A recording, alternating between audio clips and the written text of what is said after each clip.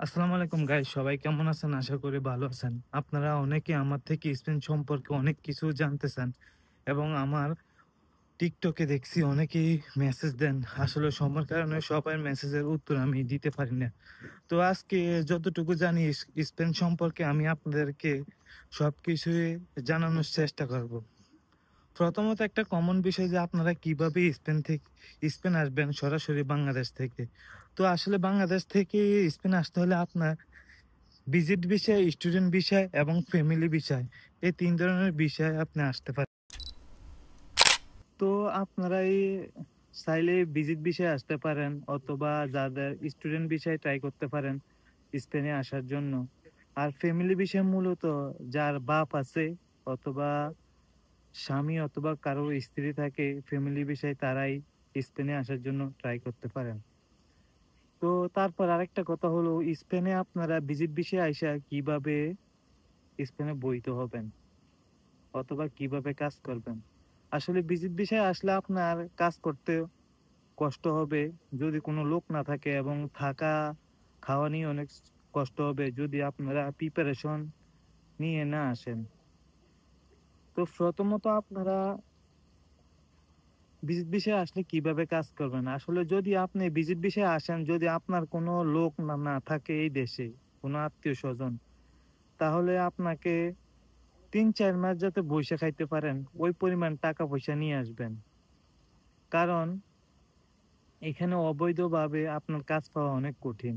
ভাগ্য ভালো হলে তার আগে আপনি কাজ পেতে পারেন। আর ভিজিট বিষয়ে আসলে আপনি অবশ্যই আগের থেকে বাসা ঠিক করে আসবেন।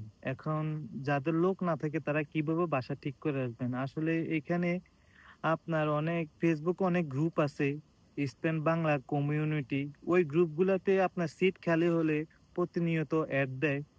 তো তাদের সাথে যোগাযোগ করে আপনি বাসা ঠিক করে আসতে পারবেন এবং স্পেনে আপনার প্রতি মাসে থাকা এবং খাওয়া খরচ হয় ৩৫০ থেকে ৪০০ ইউরো।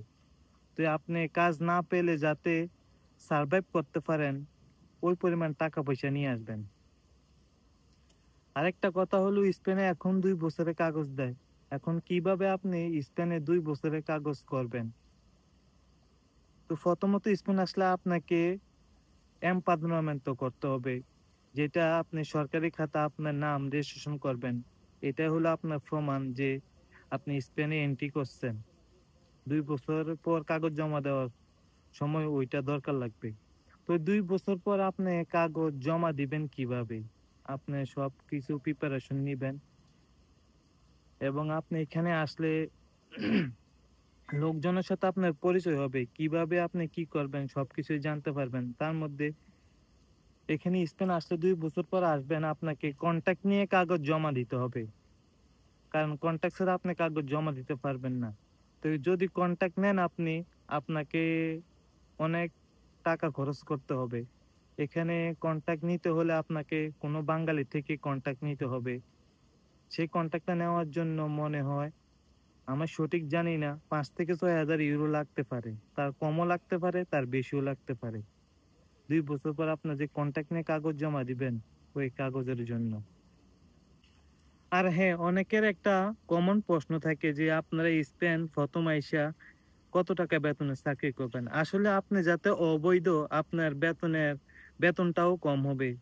আপনি অবৈধ অবস্থায় কাজ করলে ৮০০ আস আপনি অবৈধ অবস্থায় কাজ করলে ৮০০ থেকে ৯০০ ইউরোর ভিতরে আপনাকে প্রতি মাসে ওই অনুযায়ী বেতন দিবে। তারপর যখন আপনার কাগজ হবে, তখন ওই বেতনটা আপনার ডাবল হয়ে যাবে। ১৫ থেকে ১৮০০ ইউরো। এবার আপনারা বুঝতে পারছেন কাগজ না থাকলে একটা মানুষের কিরকম অবস্থা আর কাগজ থাকার পর আরেকটা মানুষের কিরকম অবস্থা।